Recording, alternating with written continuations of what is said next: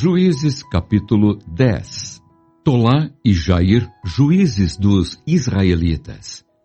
Depois de Abimeleque se levantou para livrar Israel, Tolá, filho de Puá, filho de Dodô, homem de Issacar, e habitava em Samir, na região montanhosa de Efraim.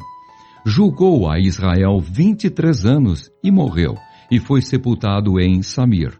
Depois dele se levantou Jair, gileadita, e julgou a Israel 22 anos. Tinha este 30 filhos, que cavalgavam 30 jumentos, e tinham 30 cidades, a que chamavam Avote Jair, até ao dia de hoje, as quais estão na terra de Gileade. Morreu Jair e foi sepultado em Camom. Servidão sob os filisteus e os amonitas. Tornaram os filhos de Israel a fazer o que era mal perante o Senhor, e serviram aos Baalins e a Astarote, e aos deuses da Síria, e aos de Sidom, de Moabe, dos filhos de Amon e dos filisteus. Deixaram o Senhor e não o serviram. Acendeu-se a ira do Senhor contra Israel, e entregou-os nas mãos dos filisteus e nas mãos dos filhos de Amon, os quais, nesse mesmo ano, vexaram e oprimiram os filhos de Israel. Por 18 anos, oprimiram a todos os filhos de Israel que estavam da além do Jordão, na terra dos amorreus, que está em Gileade. Os filhos de Amon passaram o Jordão para pelejar também contra Judá e contra Benjamim e contra a casa de Efraim, de maneira que Israel se viu muito angustiado.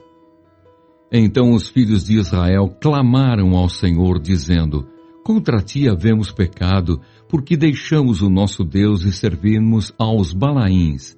Porém o Senhor disse aos filhos de Israel: Quando os egípcios e os amorreus e os filhos de Amon e os filisteus e os sidônios e os amalequitas e os maonitas vos oprimiam, e vós clamáveis a mim, não vos livrei eu das suas mãos? Contudo, vós me deixastes a mim e servistes a outros deuses, pelo que não vos livrarei mais. Ide e clamai aos deuses que escolhestes, eles que vos livrem no tempo do vosso aperto.